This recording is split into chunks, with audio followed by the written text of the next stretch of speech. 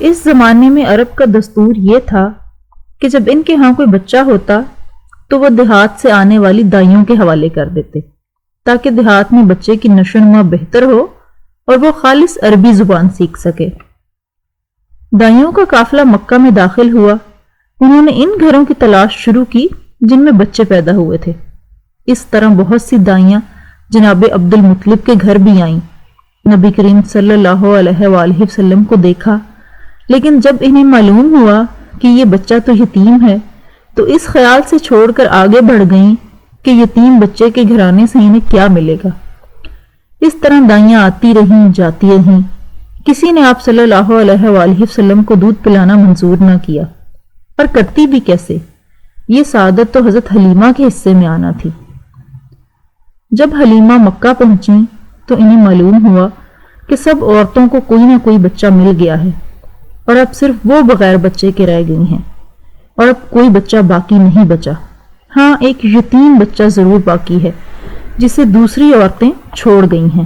حلیمہ سعدیہ نے اپنے شوہر عبداللہ ابن حارث سے کہا، خدا کی قسم مجھے یہ بات بہت ناگوار گزر رہی ہے کہ میں بچے کے بغیر جاؤں۔ دوسری سب عورتیں بچے لے کر جائیں، یہ مجھے تانے دیں گی، اس لیے کیوں نہ ہم اسی یتیم بچے کو لے لیں۔ عبداللہ بن حارث بولے، کوئی حرج نہیں، ہو سکتا ہے اللہ اسی بچے کے ذریعے ہمیں خیر و برکت عطا فرما دیں۔ چنانچہ حضرت حلیمہ سعدیہ عبد المطلب کے گھر گئیں۔ جناب عبد المطلب اور حضرت آمنہ نے انہیں خوش آمدید کہا۔ پھر آمنہ انہیں بچے کے پاس لے آئیں۔ آپ اس وقت ایک اونی چادر میں لپٹے ہوئے تھے۔ وہ سفید رنگ کی چادر تھی۔ آپ صلی اللہ علیہ وآلہ وسلم کے نیچے ایک سبز رنگ کا ریشمی کپڑا تھا۔ آپ صلی اللہ علیہ وآلہ وسلم سیدھے لیٹے ہوئے تھے۔ آپ صلی اللہ علیہ وآلہ وسلم کے سانس کی آواز کے ساتھ مشک کسی خوشبو نکل کر پھیل رہی تھی۔ حلیمہ سعدیہ آپ صلی اللہ علیہ وآلہ وسلم کے حسن و جمال کو دیکھ کر حیرت زدہ رہ گئیں۔ آپ صلی اللہ علیہ وآلہ وسلم اس وقت سوئے ہوئے تھے۔ انہوں نے جگانا مناسب نہ سمجھا، لیکن جو ہی انہوں نے پیار سے اپنا ہاتھ آپ صلی اللہ علیہ وآلہ وسلم کے سینے پر رکھا، آپ صلی اللہ علیہ وآلہ وسلم مسکرا دیے اور آنکھیں کھول کر ان کی طرف دیکھنے لگے۔ حضرت حلیمہ فرماتی ہیں، میں نے دیکھا آپ صلی اللہ علیہ وآلہ وسلم کی آنکھوں سے ایک نور نکلا جو آسمان تک پہنچ گیا۔ میں نے آپ صلی اللہ علیہ وآلہ وسلم کو گود میں اٹھا کر آپ صلی اللہ علیہ وآلہ وسلم کی دونوں آنکھوں کے درمیانی جگہ پر پیار کیا۔ پھر میں نے آپ صلی اللہ علیہ وآلہ وسلم کی والدہ اور حضرت عبد المطلب سے اجازت چاہی۔ بچے کے لیے قافلے میں آئی۔ میں نے آپ صلی اللہ علیہ وآلہ وسلم کو دودھ پلانے کے لیے گود میں لٹایا تو آپ صلی اللہ علیہ وآلہ وسلم نے دائیں طرف سے دودھ پینا شروع کر دیا۔ پہلے میں نے بائیں طرف سے دودھ پلانا چاہا، لیکن آپ صلی اللہ علیہ وآلہ وسلم نے اس طرف سے دودھ نہ پیا۔ دائیں طرف سے آپ صلی اللہ علیہ وآلہ وسلم فوراً پینے لگے۔ بعد میں بھی آپ صلی اللہ علیہ وآلہ وسلم کی یہی عادت رہی۔ آپ صلی اللہ علیہ وآلہ وسلم صرف دائیں طرف سے دودھ پیتے رہے، بائیں طرف سے میرا بچہ دودھ پیتا رہا۔ پھر قافلہ روانہ ہوا۔ حلیمہ سعدیہ فرماتی ہیں، میں اپنے خچر پر سوار ہوئی، آپ صلی اللہ علیہ وآلہ وسلم کو ساتھ لیا۔ اب جو ہمارا خچر چلا تو اس قدر تیز چلا کہ اس نے پورے قافلے کی سواریوں کو پیچھے چھوڑ دیا۔ پہلے وہ مریل ہونے کی بنا پر سب سے پیچھے رہتا تھا۔ میری خواتین ساتھی حیرانگی سے مخاطب ہوئیں، اے حلیمہ، یہ آج کیا ہو رہا ہے؟ تمہارا خچر اس قدر تیز کیسے چل رہا ہے؟ کیا یہ وہی خچر ہے جس پر تم آئی تھیں اور جس کے لیے ایک ایک قدم اٹھانا مشکل تھا؟ جواب میں انہوں نے کہا، بے شک یہ وہی خچر ہے، اللہ کی قسم اس کا معاملہ عجیب ہے۔ پھر یہ لوگ بنو سعد کی بستی پہنچ گئے۔ ان دنوں یہ علاقہ خشک اور قحط زدہ تھا۔ حلیمہ سعدیہ فرماتی ہیں، اس شام جب ہماری بکریاں چر کر واپس آئیں تو ان کے تھن دودھ سے بھرے ہوئے تھے، جبکہ اس سے پہلے ایسا نہیں تھا۔ ان میں سے دودھ بہت کم اور بہت مشکل سے نکلتا تھا۔ ہم نے اس دن اپنی بکریوں کا دودھ دوہا تو ہمارے سارے برتن بھر گئے اور ہم نے جان لیا کہ یہ ساری برکت اس بچے کی وجہ سے ہے۔ آس پاس کی عورتوں میں بھی یہ بات پھیل گئی۔ ان کی بکریاں بدستور بہت کم دودھ دے رہی تھیں۔ غرض ہمارے گھر میں ہر طرف ہر چیز میں برکت نظر آنے لگی۔ دوسرے لوگ تعجب میں رہے۔ اسی طرح 2 ماہ گزر گئے۔ 2 ماہ میں ہی آپ صلی اللہ علیہ وآلہ وسلم چلنے پھرنے لگے۔ آپ صلی اللہ علیہ وآلہ وسلم 8 ماہ کے ہوئے تو باتیں کرنے لگے۔ آپ صلی اللہ علیہ وآلہ وسلم کی باتیں سمجھ میں آتی تھیں۔ 9 ماہ کی عمر میں تو آپ صلی اللہ علیہ وآلہ وسلم بہت صاف گفتگو کرنے لگے۔ اس دوران آپ صلی اللہ علیہ وآلہ وسلم کی بہت سی برکات دیکھنے میں آئیں۔ حلیمہ سعدیہ فرماتی ہیں، جب میں آپ صلی اللہ علیہ وآلہ وسلم کو اپنے گھر لائی تو بنو سعد کا کوئی گھرانہ ایسا نہ تھا جس سے مشک کی خوشبو نہ آتی ہو۔ اس طرح سب لوگ آپ صلی اللہ علیہ وآلہ وسلم سے محبت کرنے لگے۔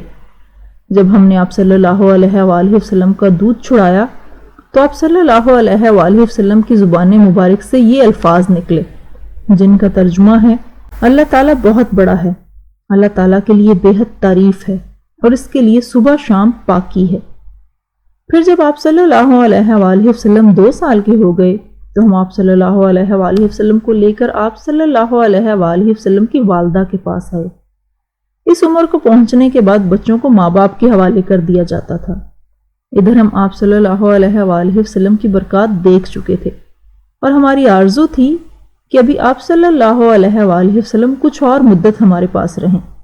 چنانچہ ہم نے اس بارے میں آپ صلی اللہ علیہ وآلہ وسلم کی والدہ سے بات کی۔ ان سے یوں کہا، آپ ہمیں اجازت دیجئے ہم بچے کو 1 سال اور اپنے پاس رکھیں۔ میں ڈرتی ہوں کہیں اس پر مکہ کی بیماریوں اور آب و ہوا کا اثر نہ ہو جائے۔ جب ہم نے ان سے بار بار کہا تو حضرت آمنہ مان گئیں۔ پھر ہم آپ صلی اللہ علیہ وآلہ وسلم کو اپنے گھر لے آئے۔ جب آپ صلی اللہ علیہ وآلہ وسلم کچھ بڑے ہوئے تو باہر نکل کر بچوں کو دیکھتے تھے۔ وہ آپ صلی اللہ علیہ وآلہ وسلم کو کھیلتے نظر آتے۔ آپ صلی اللہ علیہ وآلہ وسلم ان کے نزدیک نہ جاتے۔ ایک روز آپ صلی اللہ علیہ وآلہ وسلم نے مجھ سے پوچھا، امی جان کیا بات ہے، دن میں میرے بہن بھائی نظر نہیں آتے؟ آپ صلی اللہ علیہ وآلہ وسلم اپنے دودھ شریک بھائی عبداللہ اور بہنوں انیسہ اور شیمہ کے بارے میں پوچھ رہے تھے۔ حلیمہ سعدیہ فرماتی ہیں، میں نے آپ صلی اللہ علیہ وآلہ وسلم کو بتایا وہ صبح سویرے بکریاں چرانے جاتے ہیں اور شام کے بعد گھر آتے ہیں۔ یہ جان کر آپ صلی اللہ علیہ وآلہ وسلم نے فرمایا، تب مجھے بھی ان کے ساتھ بھیج دیا کریں۔ اس کے بعد آپ اپنے بھائی بہنوں کے ساتھ جانے لگے۔ آپ خوش خوش جاتے اور واپس آتے۔ ایسے میں ایک دن میرے بچے خوفزدہ انداز میں دوڑتے ہوئے آئے اور گھبرا کر بولے، امی جان جلدی چلیے ورنہ بھائی محمد صلی اللہ علیہ وآلہ وسلم ختم ہو جائیں گے۔ یہ سن کر ہمارے تو ہوش اڑ گئے اور دوڑ کر وہاں پہنچے۔ ہم نے آپ صلی اللہ علیہ وآلہ وسلم کو دیکھا۔ آپ صلی اللہ علیہ وآلہ وسلم کھڑے ہوئے تھے، رنگ اڑا ہوا تھا، چہرے پر زردی چھائی ہوئی تھی، اور یہ اس لیے نہیں تھا کہ آپ صلی اللہ علیہ وآلہ وسلم کو سینہ چاک کیے جانے سے کوئی تکلیف ہوئی تھی، بلکہ ان فرشتوں کو دیکھ کر آپ صلی اللہ علیہ وآلہ وسلم کی حالت ہوئی تھی۔ حلیمہ سعدیہ فرماتی ہیں، ہم نے آپ صلی اللہ علیہ وآلہ وسلم سے پوچھا کیا ہوا تھا؟ پھر آپ صلی اللہ علیہ وآلہ وسلم نے فرمایا، میرے پاس 2 آدمی آئے تھے، وہ سفید کپڑے پہنے ہوئے تھے۔ وہ دونوں حضرت جبرائیل اور حضرت میکائیل تھے۔ ان دونوں میں سے ایک نے کہا، کیا یہ وہی ہیں؟ دوسرے نے جواب دیا، ہاں یہ وہی ہیں۔ پھر وہ دونوں میرے قریب آئے، مجھے پکڑا اور لٹا دیا۔ اس کے بعد انہوں نے میرا پیٹ چاک کیا اور اس میں سے کوئی چیز تلاش کرنے لگے۔ آخر انہیں وہ چیز مل گئی اور انہوں نے اسے باہر نکال کر پھینک دیا۔ میں نہیں جانتا وہ کیا چیز تھی۔ اس چیز کے بارے میں دوسری روایات میں یہ وضاحت ملتی ہے کہ وہ سیاہ رنگ کا ایک دانہ تھا۔ یہ انسان کے جسم میں شیطان کا گھر ہوتا ہے اور شیطان انسان کے بدن میں یہیں سے اثرات ڈالتا ہے۔ حلیمہ سعدیہ فرماتی ہیں، پھر ہم آپ صلی اللہ علیہ وآلہ وسلم کو گھر لے آئے۔ اس وقت وہ میرے شوہر عبداللہ ابن حارث نے مجھ سے کہا، حلیمہ مجھے ڈر ہے کہیں اس بچے کو کوئی نقصان نہ پہنچ جائے، اس لیے اسے اس کے گھر والوں کے پاس پہنچا دو۔ میں نے کہا ٹھیک ہے۔ پھر ہم آپ صلی اللہ علیہ وآلہ وسلم کو لے کر مکہ کی طرف روانہ ہوئے۔ بعد میں حضرت حلیمہ سعدیہ حضرت آمنہ کے پاس آئیں۔ جب حضرت حلیمہ سعدیہ حضرت آمنہ کے پاس آئیں تو انہوں نے پوچھا، حلیمہ اب آپ بچے کو کیوں لے آئیں؟ آپ کی تو خواہش تھی یہ ابھی آپ کے پاس اور رہیں۔ انہوں نے جواب دیا، یہ بڑے ہو گئے ہیں اور اللہ کی قسم میں اپنی ذمہ داری پوری کر چکی ہوں۔ میں خوف محسوس کرتی ہوں کہیں انہیں کوئی حادثہ نہ پیش آ جائے، لہٰذا انہیں آپ کے سپرد کرتی ہوں۔ حضرت آمنہ کو یہ جواب سن کر حیرت ہوئی، بولی مجھے سچ سچ بتاؤ ماجرا کیا ہے؟ تب انہوں نے سارا حال کہہ سنایا۔ حلیمہ سعدیہ نے دراصل کئی عجیب و غریب واقعات دیکھے تھے۔ ان واقعات کی وجہ سے وہ بہت پریشان ہو گئی تھیں۔ پھر سینہ مبارک چاک کیے جانے والا واقعہ پیش آیا تو آپ صلی اللہ علیہ وآلہ وسلم کو فوری طور پر واپس کرنے پر مجبور ہوں۔ وہ چند واقعات حضرت حلیمہ سعدیہ اس طرح بیان کرتی ہیں۔ ایک مرتبہ یہودیوں کی ایک جماعت میرے پاس سے گزری۔ یہ لوگ آسمانی کتاب تورات کو ماننے کا دعویٰ کرتے تھے۔ میں نے ان سے کہا کہ آپ لوگ میرے اس بیٹے کے بارے میں کچھ بتا سکتے ہیں؟ ساتھ میں نے حضور اکرم صلی اللہ علیہ وآلہ وسلم کی پیدائش کے بارے میں انہیں تفصیلات سنائیں۔ یہودی تفصیلات سن کر آپس میں کہنے لگے اس بچے کو قتل کر دینا چاہیے۔ یہ کہہ کر انہوں نے پوچھا کیا یہ بچہ یتیم ہے؟ میں نے ان کی بات سن لی تھی کہ وہ ان کے قتل کا ارادہ کر رہے ہیں، سو میں نے جلدی سے اپنے شوہر کی طرف اشارہ کرتے ہوئے کہا نہیں، یہ رہے اس بچے کے باپ۔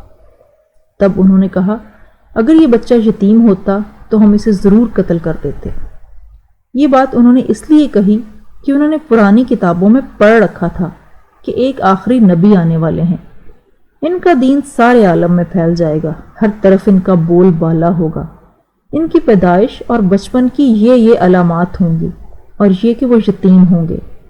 اب چونکہ ان سے حلیمہ سعدیہ نے یہ کہہ دیا کہ یہ بچہ یتیم نہیں ہے تو انہوں نے خیال کر لیا کہ یہ وہ والا بچہ نہیں ہے۔ اس طرح انہوں نے بچے کو قتل کرنے کا ارادہ ترک کر دیا۔ ایک اور واقعہ سیرت ابن ہشام میں ہے کہ حبشہ کے عیسائیوں کی ایک جماعت حضور اکرم صلی اللہ علیہ وآلہ وسلم کے پاس سے گزری۔ اس وقت آپ صلی اللہ علیہ وآلہ وسلم حضرت حلیمہ سعدیہ کے ساتھ تھے اور وہ آپ صلی اللہ علیہ وآلہ وسلم کو آپ صلی اللہ علیہ وآلہ وسلم کی والدہ کے حوالے کرنے جا رہے تھے۔ ان عیسائیوں نے آپ صلی اللہ علیہ وآلہ وسلم کے مونڈوں کے درمیان مہر نبوت کو دیکھا اور آپ صلی اللہ علیہ وآلہ وسلم کی آنکھوں کی سرخی کو بھی دیکھا۔ انہوں نے حلیمہ سعدیہ سے پوچھا کیا اس بچے کی آنکھوں میں کوئی تکلیف ہے؟ حضرت حلیمہ سعدیہ نے جواب دیا نہیں، کوئی تکلیف نہیں، یہ سرخی تو ان کی آنکھوں میں قدرتی ہے۔ تب ان عیسائیوں نے کہا اس بچے کو ہمارے حوالے کر دو، ہم اسے اپنے ملک لے جائیں گے۔ یہ بچہ پیغمبر اور بڑی شان والا ہے، ہم اس کے بارے میں بہت کچھ جانتے ہیں۔ حلیمہ سعدیہ یہ سنتے ہی وہاں سے جلدی سے دور چلی گئیں، یہاں تک کہ آپ صلی اللہ علیہ وآلہ وسلم کو آپ صلی اللہ علیہ وآلہ وسلم کی والدہ کے پاس پہنچا دیا۔ ان واقعات میں جو سب سے اہم واقعہ ہے وہ سینہ مبارک چاک کرنے والا تھا۔ روایات سے یہ بات ثابت ہے کہ آپ صلی اللہ علیہ وآلہ وسلم کے سینہ مبارک پر سلائی کے نشانات موجود تھے، جیسا کہ آج کل ڈاکٹر حضرات آپریشن کے بعد ٹانکے لگاتے ہیں۔ ٹانکے کھول دیے جانے کے بعد بھی سلائی کے نشانات موجود رہتے ہیں۔ اس واقعے کے بعد حلیمہ سعدیہ اور ان کے خاوند نے فیصلہ کیا کہ اب بچے کو اپنے پاس نہیں رکھنا چاہیے۔ جب حضرت حلیمہ سعدیہ نے آپ صلی اللہ علیہ وآلہ وسلم کو حضرت آمنہ کے حوالے کیا، اس وقت آپ صلی اللہ علیہ وآلہ وسلم کی عمر 4 سال تھی۔ ایک روایت یہ بھی ملتی ہے کہ اس وقت آپ صلی اللہ علیہ وآلہ وسلم کی عمر 5 یا 6 سال ہو چکی تھی۔ حضرت حلیمہ سعدیہ نے آپ صلی اللہ علیہ وآلہ وسلم کو حضرت آمنہ کے حوالے کیا تو اس کے کچھ دنوں بعد حضرت آمنہ انتقال کر گئیں۔ والدہ کا سایہ بھی سر سے اٹھ گیا۔ حضرت آمنہ کی وفات مکہ اور مدینہ کے درمیان ابوا کے مقام پر ہوئی۔ آپ کو یہیں دفن کیا گیا۔ ہوا یہ کہ آپ صلی اللہ علیہ وآلہ وسلم کی والدہ آپ صلی اللہ علیہ وآلہ وسلم کو لے کر اپنے میکے مدینہ منورہ گئیں۔ آپ صلی اللہ علیہ وآلہ وسلم کے ساتھ ایمن بھی تھیں۔ ایمن کہتی ہیں ایک دن مدینہ کے 2 یہودی میرے پاس آئے اور بولے ذرا محمد کو ہمارے سامنے لاؤ، ہم انہیں دیکھنا چاہتے ہیں۔ وہ آپ صلی اللہ علیہ وآلہ وسلم کو ان کے سامنے لے آئیں۔ انہوں نے اچھی طرح دیکھا، پھر ایک نے اپنے ساتھی سے کہا یہ اس امت کا نبی ہے اور یہ شہر ان کی ہجرت گاہ ہے، یہاں زبردست جنگ ہوگی، قیدی پکڑے جائیں گے۔ آپ صلی اللہ علیہ وآلہ وسلم کی والدہ کو یہودیوں کی اس بات کا پتہ چلا تو وہ ڈر گئیں اور آپ صلی اللہ علیہ وآلہ وسلم کو لے کر مکہ کی طرف روانہ ہوئیں۔ مگر راستے ہی میں ابوا کے مقام پر وفات پا گئیں۔